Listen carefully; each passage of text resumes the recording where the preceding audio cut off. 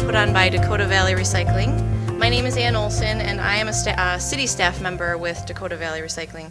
And for those that don't know, Dakota Valley Recycling, or DVR as we call it, is actually a city department partnership between the cities of Apple Valley, Burnsville, and Eagan. Through this unique program, we serve as a resource for businesses and residents, providing information on recycling, waste disposal, composting, sustainability, and then occasionally hosting events such as this. We are really excited about today's event, and this has been made possible through a grant from Dakota County, so we thank them for that. One part of Dakota Valley Recycling is our ARROW program, with which this event is in conjunction with.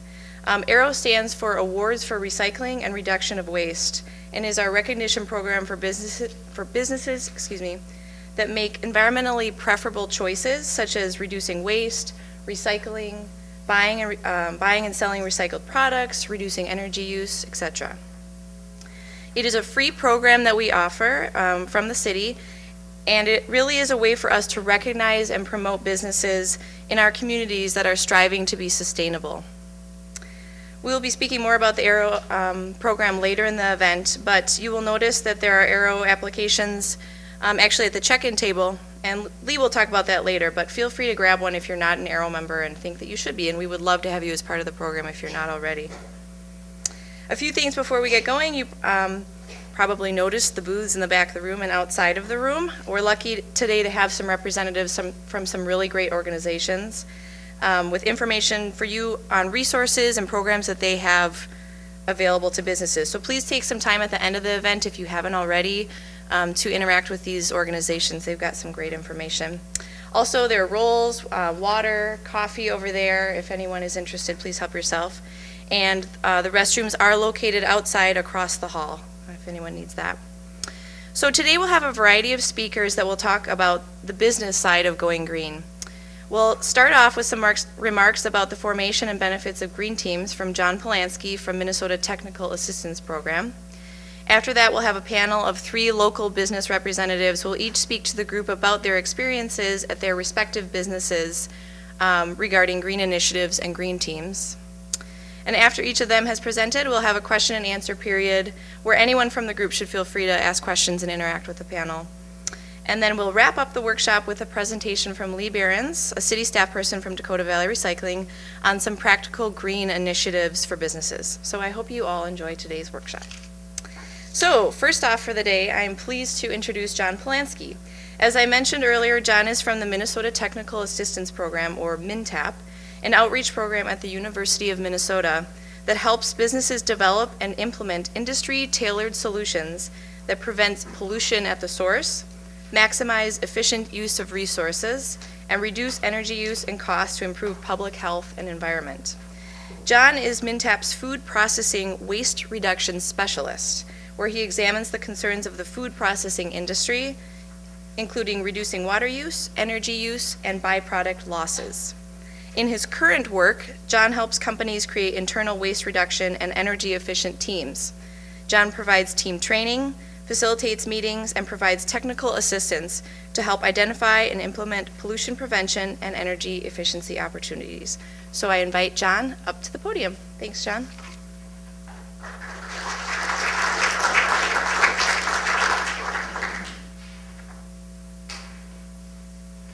Thank you.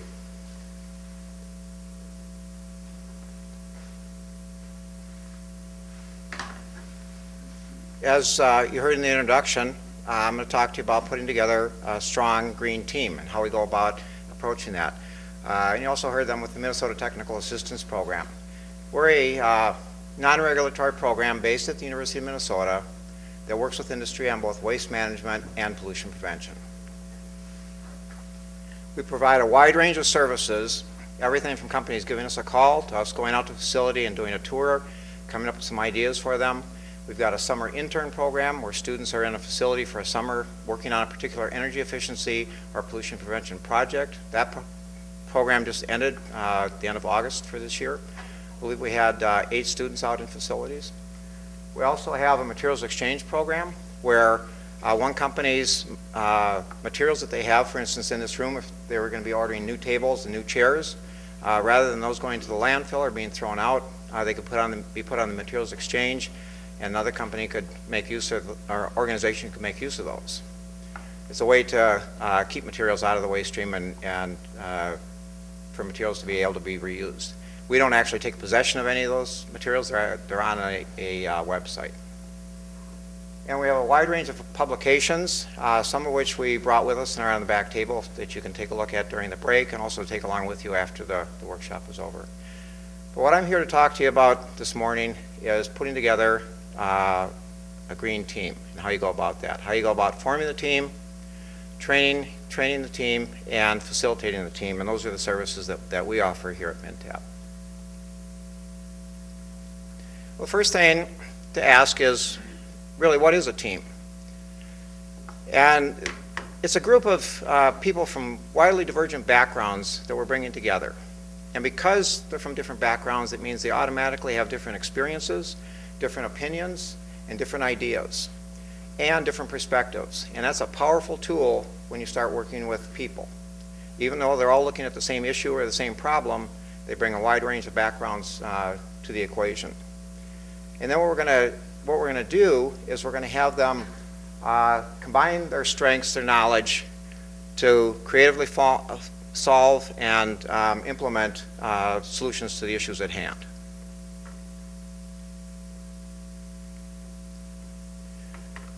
Teams aren't an effective tool for every single situation, and when we first meet with a company and they're thinking about putting together a team, we'll sit down and talk to them about some of the issues that they're facing.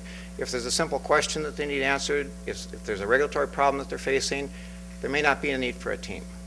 But if the issues are facing the entire facility, a lot of people in the facility, or they've been driven by a changing business climate, then those are indications that we might want to think about putting together a team and working with the company on a team. And as those of you in the business industry know, you can have a wide range of pressures. They can be external pressures, cost pressures, or market pressures. External pressure could be your city wastewater treatment plant coming to you and saying, you know, over the years the amount of loading that's going into your wastewater is exceeding our capacity to really work with it, and we need you to reduce it. From a cost pressure, as all of you know, we've seen in recent years the energy costs, whether it's electric or gas, going rapidly increasing, and that's a pressure that they'll want to face. And all of these pressures cover the entire facility. And there can be market pressures. You could have ingredient costs, for instance, with the food industry that I work with. Food industries I work with, the ingredient costs could be rising, and they're looking at ways to make their market share more viable and more economically viable. So these are just some examples of some pressures that could be affecting the entire facility, or there could be issues in the plant that affect the entire facility, or a lot of the different people in the facility.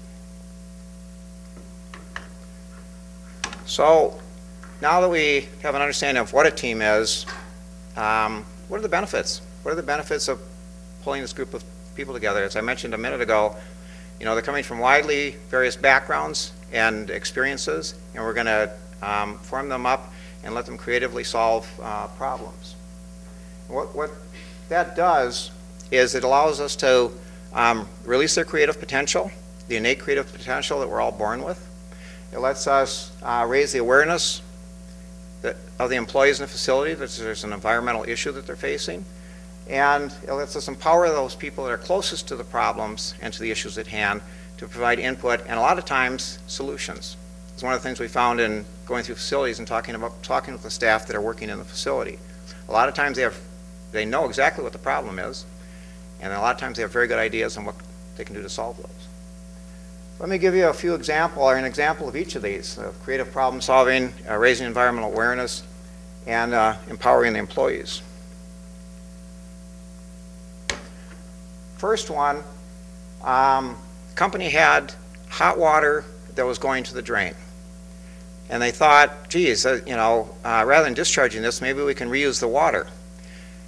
And the creative part of this was they realized that if they ran it through a heat exchanger, they could use both resources. They could reuse the heat to preheat the product that was moving further on in the process, and they could also reclaim the water and use that.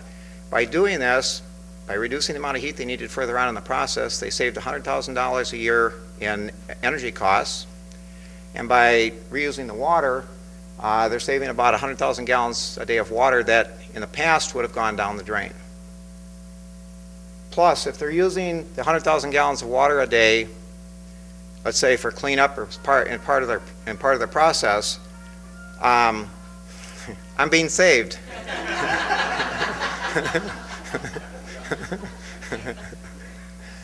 By being able to reuse that water, they're saving the 100,000 gallons of water that would have either come in from a well or from the city that also would have gone down the drain.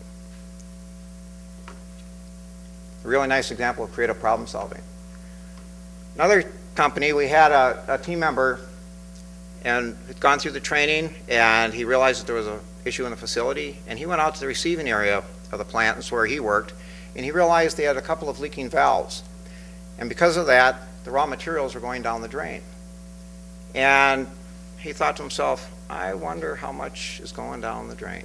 So he got a bucket out and a stopwatch and he started measuring it. And he realized that they had $30,000 a year of raw material that was going down the drain. They'd paid for it, it'd come in on a tanker truck, and it never got into the plant.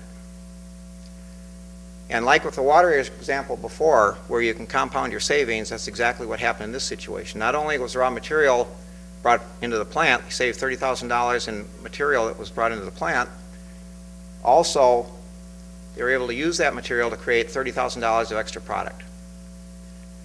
So an important point to remember here is that your costs and your environmental impacts can compound on you in a negative way, but your savings and your reductions can also compound on you in the other way.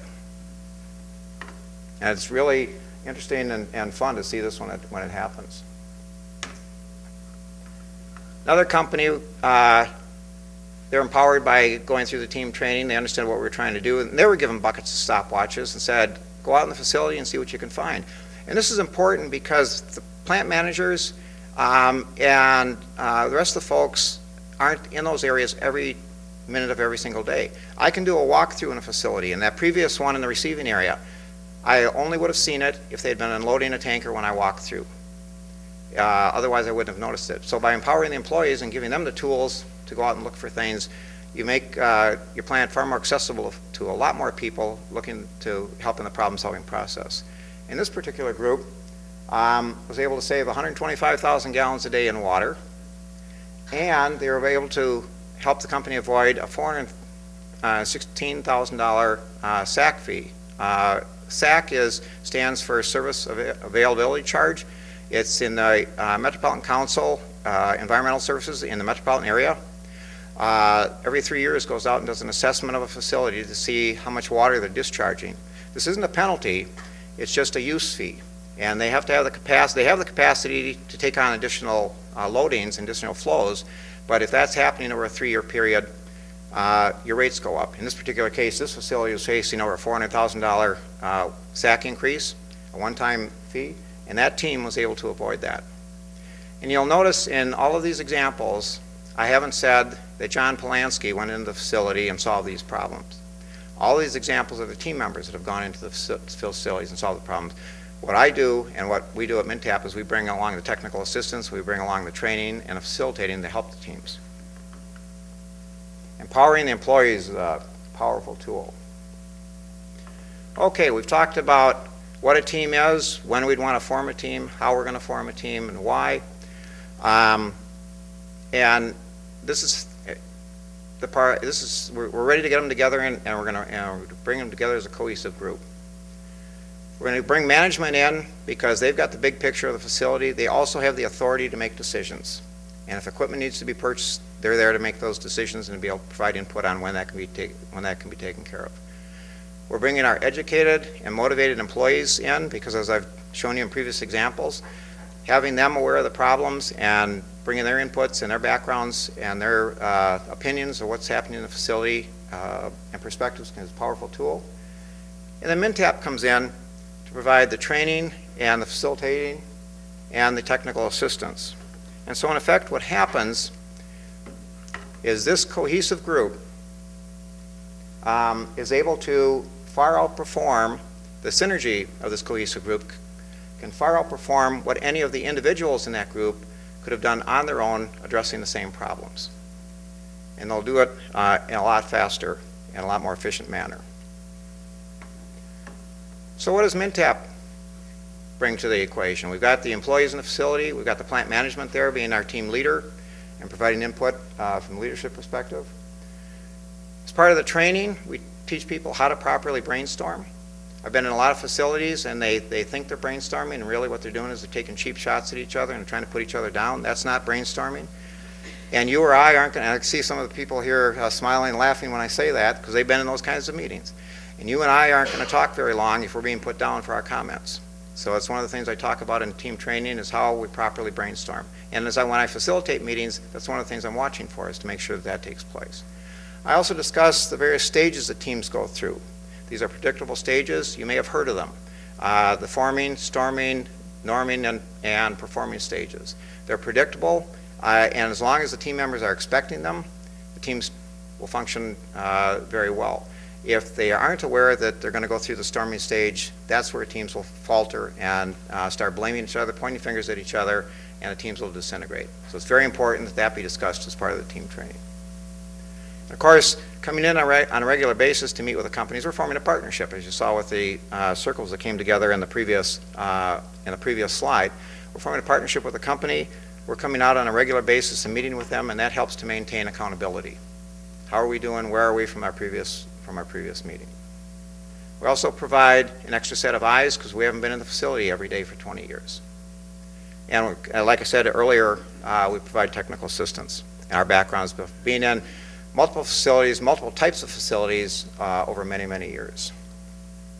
Let me give you a few examples of the impacts that some of these teams have had. I showed you some examples of what happens when you empower the employees, when you raise their awareness, and when you let them take advantage of their creative potential. This particular company, fluid milk plant, formed a team with us and changed part of their process to reduce product loss and water use. And the result, after 1 year of working with that company, they were able to reduce their product loss by $365,000, and they saved $175,000 SAC fee. I believe they saved $175,000 out of a total $200,000, so they ended up only paying a $25,000 SAC fee for the increased water use. A huge saving by that company. Another large cheese processor formed a team with us, looked at changing processes to reduce energy. By doing that, they got a $300,000 rebate from the utility, and they're saving over $100,000 annually on their energy costs. Third one is a meat processor. Again, formed a team with MnTap after having a Department of Energy assessment done at their facility. Their implemented changes equaled 88,000 therms a year and a cost savings of $55,000. So I hope you're starting to see what actually makes up a green team and how they can be very effective. We're bringing a group of people together with management support and proper training and allowing them to creatively solve and identify problems far faster and far more efficiently than any one of them could do on their own. We've been doing teams at MnTap for a long time, 15 years. Over that time, we've taught and facilitated 30-some teams. We currently have 11 teams throughout the state of Minnesota that we're working with. And in 2010, the impact from those teams is $675,000 in documented savings. A powerful, powerful tool. So let us help you form your team and help your organization or your company move forward far faster than you can by yourselves, facing your energy efficiency or your pollution prevention or waste management issues. Thank you.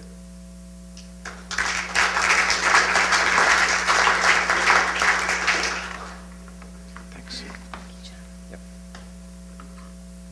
Thanks, Jen. We will now have our panel of business representatives. I would ask the three of you to just make your way up to the table. I will introduce all three of them, and one by one they'll present to the group. I just ask that you hold your questions until the end, and then we'll have an interactive question and answer period after all three of them have done their speaking. Our first speaker of the panel will be Jennifer Mersel. Jennifer works for Sam's Club and has been with the company for 13 years. She started with the company in college, was the general manager of the Apple Valley location from 2008 to 2011, and is currently the general manager for the Egan Sam's Club. Jennifer started working with green initiatives and green teams in 2005, where they worked on everything from waste reduction, energy conservation, products that have environmental impact, and personal sustainability. Currently, she is working on a composting program for the Egan store. Our second speaker of the panel will be Tom Trutna, the president and owner of Big Ink Display Graphics in Egan, Minnesota. Big Ink has become one of Minnesota's premier large format digital printing firms. The company's product and service list includes trade show and event graphics, retail displays, vehicle graphics, and short-run signs and banners. Recently, Big Ink has been identified as a leader in introducing more environmentally friendly printing materials and processes to their customers, including their Take It Back program that allows customers to return materials to Big Ink for recycling. Mr. Trutna has more than 20 years of sales and marketing experience, holding positions at General Mills and Periscope Advertising. Recently, he joined the Technical Advisory Board of Digital Graphics Magazine as an expert on sustainable printing practices and has several published articles on the topic. Our third and final speaker of the panel will be JD Greenwalt. JD has worked for PepsiCo Company for 6 years and is currently a plant manager for the Pepsi Bottling Company in Burnsville, Minnesota, where he is responsible for the manufacturing, warehousing, and facilities. PepsiCo is the largest food and beverage company in North America and is a member of the Dow Jones Sustainability Index, global indexes that track the financial performance of the leading sustainability-driven companies worldwide.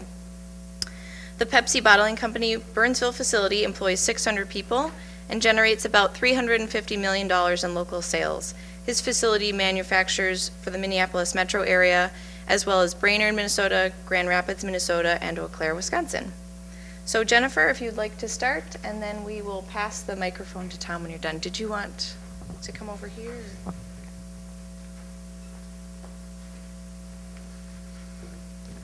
Thank you, Ann.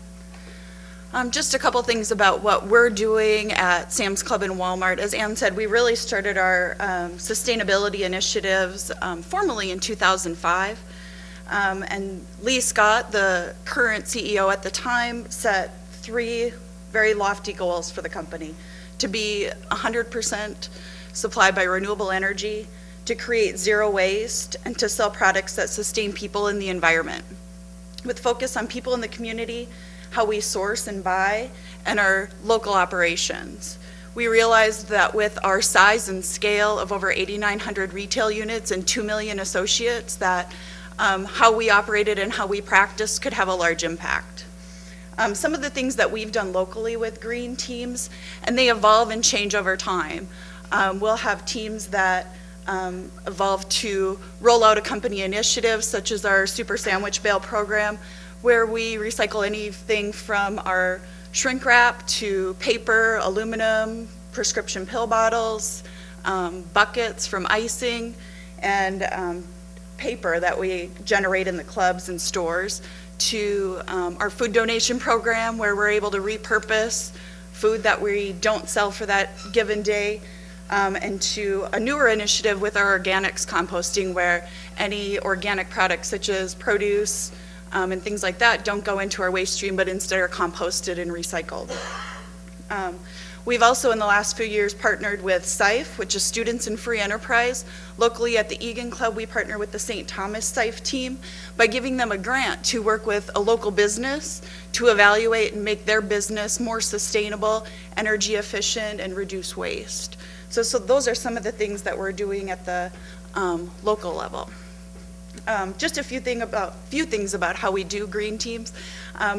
I think John touched on a lot of important parts about what that green team can do and the impact that they can have at a local level, but we have green team captains that help share best practices with other stores and clubs and networking events. They work with local community projects and then able to take smaller ideas and have a large global impact by sharing those company-wide. Thank you for your time, and thank you for including me in your panel today.